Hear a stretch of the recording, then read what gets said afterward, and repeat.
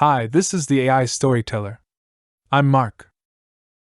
Today, I will interpret the literary classic Mrs. Dalloway for you. This novel is a masterpiece by the renowned British author Virginia Woolf and was named one of the 100 best English-language novels, 1923 to 2005 by Time magazine. Woolf is widely recognized as one of the greatest novelists of the 20th century. Numerous films and biographies have been made about her, providing increasingly rich perspectives on her life and work. For example, in 1998, an American writer incorporated Woolf's process of creating Mrs. Dalloway into their own novel titled The Hours, which went on to win the Pulitzer Prize for Literature. When discussing Woolf, one cannot ignore the term stream of consciousness. She is a prominent figure in stream of consciousness literature and, along with writers like Joyce and Proust, helped popularize this style of writing, influencing countless writers and subsequent generations. What is stream of consciousness literature? Simply put, traditional literature often organizes the structure of a work according to the chronological order of objective reality, or the development of events. In contrast, stream of consciousness literature arranges the order of paragraphs and sections based on the logical progression of a character's thoughts, allowing the character's consciousness to permeate the details of the work and construct its structure. Why do we need to understand Woolf and her representative works today? It is because the basic techniques of stream of consciousness have now seeped into the writings of contemporary authors, becoming an implicit understanding in the modern literary world. No modern writer can claim to be unaffected by the influence of stream of consciousness. Therefore, studying Woolf as a representative figure of this technique is one reason for reading her works. Another reason is that although modern writers employ stream of consciousness techniques, few can execute it as skillfully as Woolf, who allows the stream of consciousness to flow from beginning to end in her works. She is one of the most adept practitioners of this technique in literary history, and her novel Mrs. Dalloway provides ample opportunity to appreciate her exquisite craftsmanship. Woolf published Mrs. Dalloway in 1925, and people often summarize it with the following statement: "The novel chronicles a day in the life of Clarissa Dalloway, the wife of a Parliament member, capturing both her external activities and internal thoughts within a 12-hour period." This statement is accurate but incomplete. In fact, the novel contains a secondary storyline that runs parallel to the main narrative. Although it is shorter in length, its importance is no less significant than the main storyline. We will explore this aspect in detail later. Alright, today's interpretation consists of 3 parts. In the first part, we will briefly review Woolf's life to gain a better understanding of her and her works. In the second part, we will delve into the main storyline of this novel. And in the third part, we will examine the carefully woven secondary storyline that the author presents in the novel. Part 1. Woolf was born in 1882 and passed away in 1941. Let's first examine what these decades meant from a historical and literary perspective. The most significant event that greatly influenced the world during this period was undoubtedly the First World War, which occurred between 1914 and 1918. This period coincided with the prime of Woolf's generation, and the war had a profound impact on the social environment and the intellectual world of the time. The war cast a shadow of gloom over England and shattered the spirit of optimism, leading people to question traditional values. This questioning extended from the realms of politics and philosophy to literature and art. A new generation of artists and writers called for fresh aesthetic standards, and the so-called modernism emerged against this backdrop. Modernist literature exhibited a distinct spirit of rebellion in its structure, form, and ideas. Woolf's novels, like Eliot's poetry, became representatives of this literary revolution. In addition to the influence of the times, Woolf's family background also had a decisive impact on her. Woolf's father, Sir Leslie Stephen, was a renowned scholar. After the death of his first wife, he remarried a widow and had 4 children, with Woolf being the third.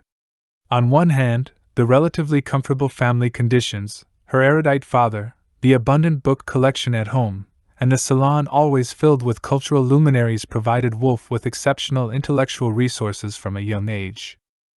On the other hand, the complex relationships within the large family, consisting of Woolf's siblings from her father's first marriage, her step-siblings from her mother's previous marriage, and her own siblings, created a tangled web of connections. These children, with their diverse blood ties, ages, and personalities, frequently experience subtle conflicts and tensions. In many of Woolf's novels, we can observe complex family relationships, and many of her characters bear resemblances to her family members. According to some researchers, it is even speculated that Woolf experienced sexual abuse from two half-brothers during her adolescence, which directly relates to her mental illness. If you have read Woolf's works, you would notice her highly sensitive writing and unique style. When facing her words, we cannot ignore the struggle she endured with mental illness and the influence this struggle had on her works. Mental breakdowns plagued Woolf throughout her life, with the earliest recorded breakdown occurring when her mother passed away when she was only 14 years old. By the time her father passed away, Woolf's symptoms had become so severe that she contemplated jumping out of a window to commit suicide. Her mental breakdown finally ended in 1941 when Woolf filled her pockets with stones and walked into the middle of a river. In her suicide note, she wrote, "I feel certain that I am going mad again, and I can't recover this time." In literary history, Woolf is often associated with two important labels. The first is that she was a prominent figure in the Bloomsbury Group.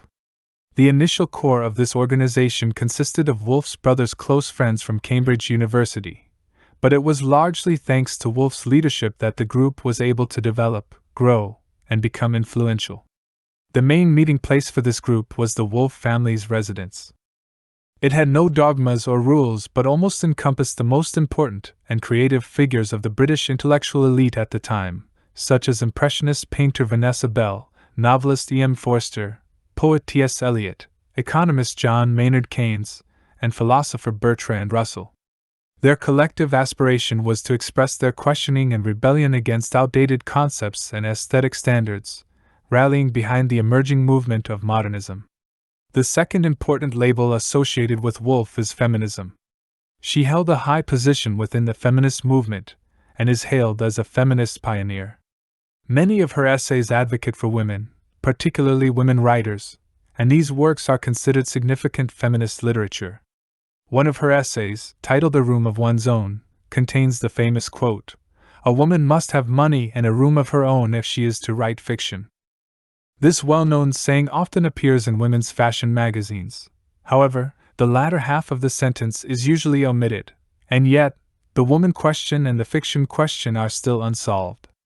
I have shirked the duty of coming to a conclusion upon these two questions as well as upon a host of others. From this complete sentence, we can see that Woolf had a profound understanding of the issue of women's writing. Writing fiction as a woman requires not only material resources and intellectual cultivation, but also societal attention and tolerance for women's independence. Part 2. Aside from the Bloomsbury Group and feminism, Woolf is also associated with an important label, stream of consciousness. Mrs. Dalloway serves as a vivid example. Now let's delve into the novel and see how consciousness flows and how the story is organized through this technique. Let's start with the main storyline and how the protagonist, Clarissa Dalloway, spends her day. The day is shortly after the end of the First World War. On a Wednesday morning in mid-June, Clarissa prepares to go out and buy flowers for an upcoming dinner party. The novel adopts a third-person narration, and for the most part, we follow Clarissa's footsteps as she walks through the streets of London, viewing the surrounding scenery through her eyes. However, this narrative is constantly interrupted and shifts. For example, at the beginning, the fresh air prompts Clarissa to reminisce about her life at Bourton, when she was 18 years old, which then leads her to think about her first love affair with her former suitor Peter. Sometimes, when Clarissa interacts with other characters and her thoughts focus on them, the perspective of the novel naturally and seamlessly shifts to that character. The subsequent narrative revolves around the sights, sounds, thoughts, and reflections of that character, and eventually quietly returns to Clarissa. In traditional novels, authors often use explicit markers to indicate such transitions. However, in Woolf's writing, these markers are softened or even eliminated, and readers are unconsciously transported to a different time and space, seeing things from another character's perspective, and then effortlessly returning, just like our daily state of wandering thoughts. Clarissa continues walking forward. As she passes through Green Park, she encounters an old friend, Hugh. During their conversation, Clarissa recalls how she and her first love, Peter, had completely different opinions of Hugh. This passage reveals that despite the deep affection between Clarissa and Peter, they have severe differences in values. Peter, although possessing a romantic poet temperament, has a stronger inclination for control than Clarissa's politician husband, Richard. In Clarissa's words, to have every penny of one's allowance cut down, the bills paid twice over, and a scene in the flower shop if one bought a flower was intolerable. Clarissa can't help but recall the arrow-like pain they endured, culminating in their rupture by the fountain in the little garden, or else they would have destroyed each other. As the narrative deepens, we gradually discover that on the surface, the novel presents itself as nimble and free, seemingly able to go wherever the author desires. However, these seemingly scattered thoughts provide a wealth of information, and the distribution and arrangement of this information are carefully selected and designed by the author. For example, as we learn more about Peter's character through Clarissa's memories, Peter appears before us. This scene takes place in Clarissa's home. At that time, Clarissa returns after buying flowers and learns that her husband has been invited to lunch with someone while she hasn't. She feels a bit gloomy. While sewing her dinner gown, she becomes lost in her thoughts. It is precisely at this moment that Peter suddenly pays a visit. Their reunion is filled with hidden undercurrents. The surface hesitation and unspoken words, along with the whirlwind of emotions racing through their minds, are simultaneously presented to the reader. Peter has a habit of playing with a folding knife in his hand. While conversing with Clarissa, the folding knife in his hand becomes a recurring prop, with him occasionally touching the blade with his finger or using it to trim his nails. Clarissa observes these peculiar movements, igniting successive ripples in her soul. After Clarissa chose to marry the more rational Richard Dalloway, Peter went far away and met a woman on the ship to India. They got married, but Peter achieved nothing in his career. During their conversation, Peter's mental activities are sometimes portrayed through his subjective perspective and sometimes through Clarissa's eyes, with the perspective constantly shifting. Even in the same sentence, the first half is Peter's inner voice, "Of course, I wanted to marry you. It nearly broke my heart," and the second half shifts to the scene before Clarissa's eyes. He, referring to Peter, indulged in mournful thoughts, the pain rising like the moon viewed from a platform, slowly ascending, bathing in the twilight, revealing a pale beauty. Towards the end of this passage, in Clarissa's eyes, the present Peter gradually merges into memories or imagined scenarios, and both time and space undergo displacement. Thus, she feels as if she is sitting side by side with him on the platform. In order to appear less of a failure, Peter emphasizes that although he is still in a marriage, he hasn't given up on love. The woman he has fallen in love with now in India is married with 2 children, and Peter is currently discussing divorce proceedings with a lawyer. Using her usual rational judgment, Clarissa concludes that this is just another new trouble arising from Peter's reckless life. However, emotionally, she is subtly overwhelmed by jealousy. In her imagination, Clarissa even feels her soul detaching from her body as her consciousness completes the entire process of running away from home and living with Peter.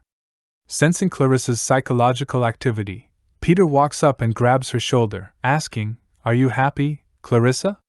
At that moment, the door suddenly opens, and Clarissa's daughter, Elizabeth, appears before the two. The daydream and the adventure of consciousness come to an end. Peter says his goodbyes and walks out onto the street, and Big Ben chimes, precisely 11:30. Here, the measurement of time seems to undergo a magical transformation in Woolf's writing, where a person can seemingly live an entire lifetime in a moment. This is the typical magic of stream of consciousness that permeates throughout the novel. Undoubtedly, the biggest obstacle between Clarissa and Peter is Clarissa's family. On the surface, her family appears perfect, but does its internal dynamics match? Woolf quickly answers this question through plot arrangements. After Peter leaves Clarissa's home, his thoughts wander, and from his subjective experiences, we can gather information related to Clarissa's husband, Richard. Even though there may be Peter's biases against Richard, we can still perceive that Richard is a conservative, refined person who lacks a sense of passion.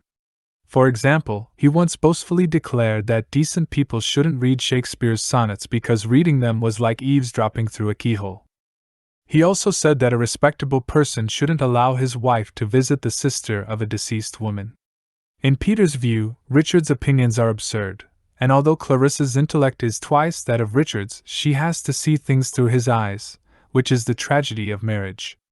Richard's formal appearance occurs at 1:30 in the afternoon of that day.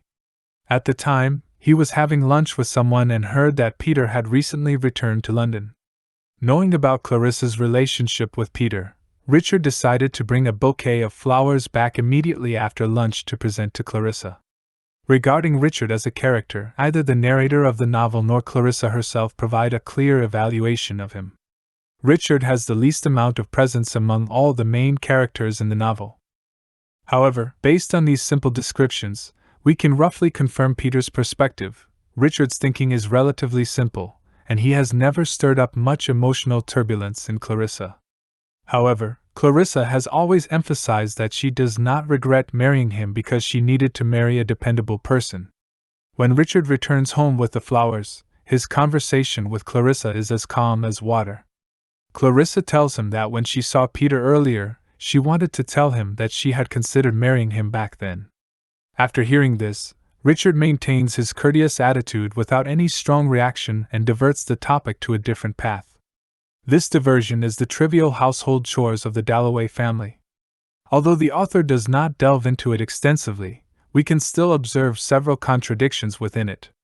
First, Richard represents the traditional forces that restrict and suppress women's roles. In his view, all household chores are Clarissa's responsibility. If she can be a housewife in this small domain, Clarissa should be content. This mindset oppresses Clarissa. Second, the dinner that evening bothers Clarissa because she has to invite a poor relative whom she dislikes.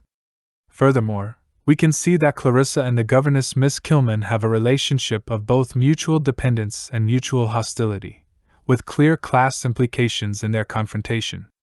From these contents, we can see that Woolf's perspective is not confined to the narrow circle of the middle class.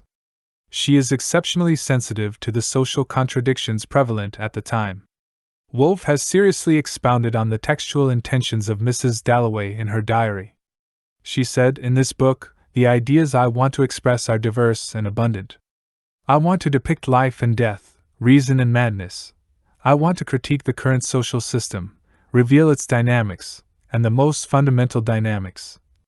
The protagonist of the novel, Clarissa Dalloway, shares similarities in age, identity, and knowledge background with Woolf herself. This character can accurately convey Woolf's understanding of the world and her contemplation of life. The subtle relationship between Clarissa, her former lover Peter, and her present husband Richard also reflects some more complex light. However, these aspects alone cannot fully realize Woolf's ambitions invested in this novel. She further elevates the difficulty level of Mrs. Dalloway by introducing another important storyline from the very beginning of the novel. Part 3. Next, let's examine this storyline. The protagonist of this storyline is named Septimus Smith, around 30, pale-faced, appearing suddenly in the text like a peculiar statue without warning. Septimus comes from a poor background and served in the First World War. He loves Shakespeare and once believed that going to war was to defend Shakespeare's homeland and the lady who introduced Shakespeare's works to him. On the battlefield, he watched helplessly as his friend died, and his former dreams turned into disillusionment. From a present-day perspective, he suffers from severe post-traumatic stress disorder. The world in Septimus's eyes is unstable, and his internal monologue often appears both absurdly distorted and miraculously insightful into human truth.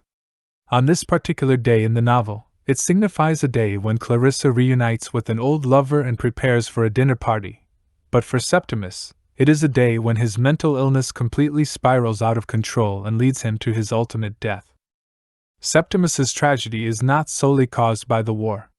His main activity on his last day is accompanied by his wife as they visit Sir William Bradshaw's clinic for medical treatment. People's understanding of psychology and mental disorders before and after the First World War was far less mature than it is today. Represented by Bradshaw, the orthodox figures lack empathy and are full of prejudices when dealing with individuals suffering from severe mental trauma. They always stand on a moral level to admonish and even condemn patients, proudly urging them to maintain a sense of equilibrium. The novel contains a passage that satirizes him to the extreme, saying that he worships equilibrium, not only to his own advantage but also for the benefit of England. He imprisons the maniac, suppresses his trade, punishes his desperate act, prevents unfit people from spreading their views until they submit to his teachings. Woolf's portrayal here is very sharp. She not only criticizes the Bradshaws for using rigid and conservative dogmas to gain fame, defend authority, but also astutely points out their ignorance of the human spiritual world. In contrast, in Septimus's mad and distorted world, there often blooms captivating and genuine sparks. For example, he often experiences hallucinations, believing that he receives messages from his deceased friends from heaven.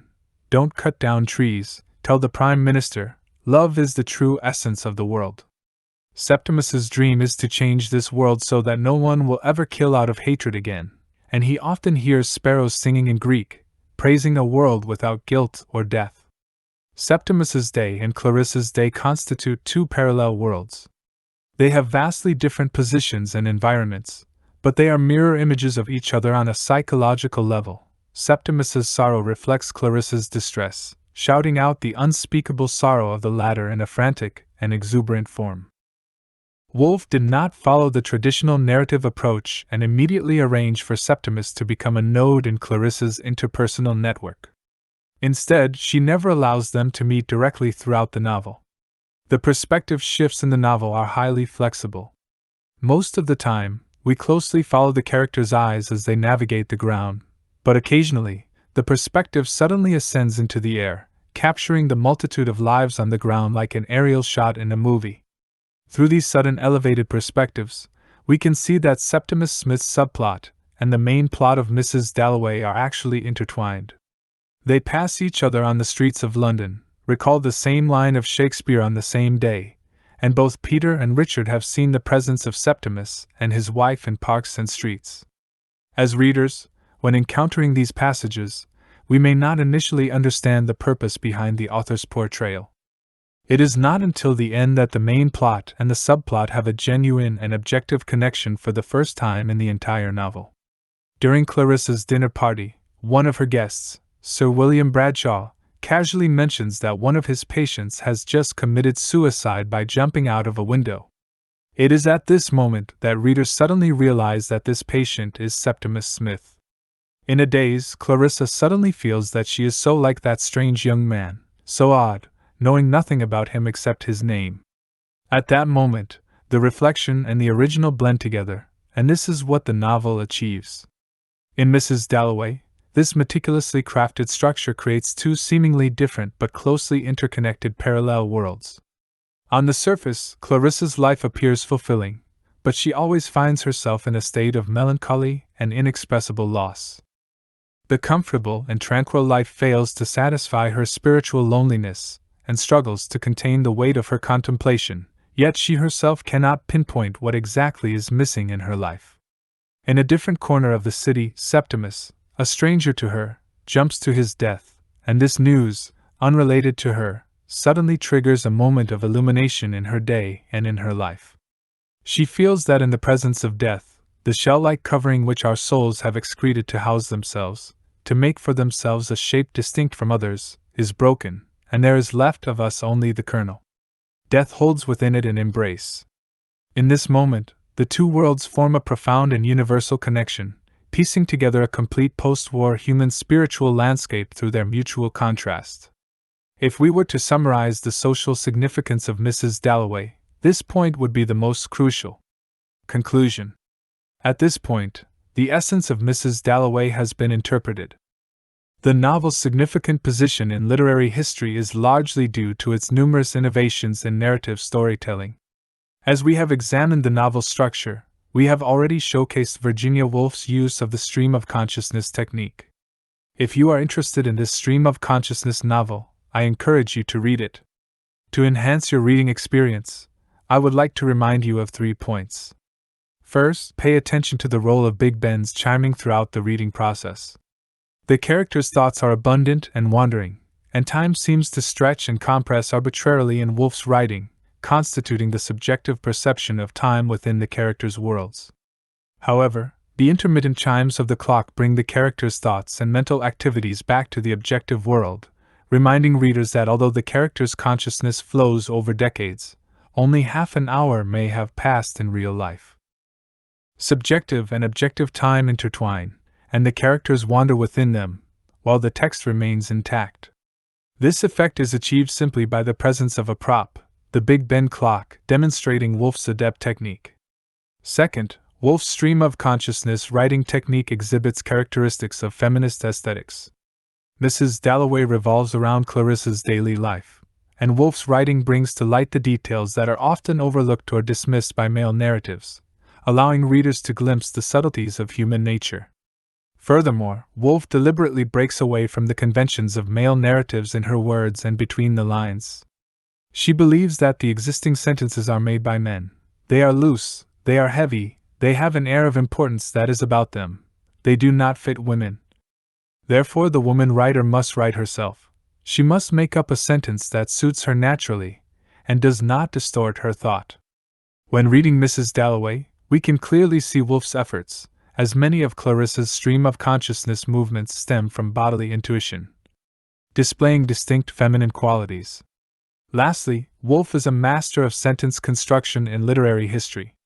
Although every page of Mrs. Dalloway is filled with poetic and brilliantly crafted sentences, her ability to organize material and create structure is even more astonishing. To vividly depict the character of Clarissa and the mental states of the surrounding individuals, one must consider the route and arrangement of her day to present a clear portrayal. Imagining from the perspective of the creator, we realize how difficult it is to write in such a manner. The history before this day and the future after this day are flattened into translucent films, layered upon the cross-section of this day. It is not only the present Clarissa walking through London on this day, but those films occasionally flutter, and we can effortlessly grasp glimpses of her past and future. We discover that Woolf's brilliance in using the stream of consciousness technique lies in this. On the surface, the flow of consciousness and the wandering of thoughts must appear disordered, reflecting the utmost freedom of thinking. However, the novel's structure cannot be disorderly. It must undergo meticulous calculation, so that what readers casually pick up within the text is valuable and gleaming. Well, that concludes the content for this episode. If you enjoyed my video, please click like, subscribe to my channel, and share it with your friends. Thank you.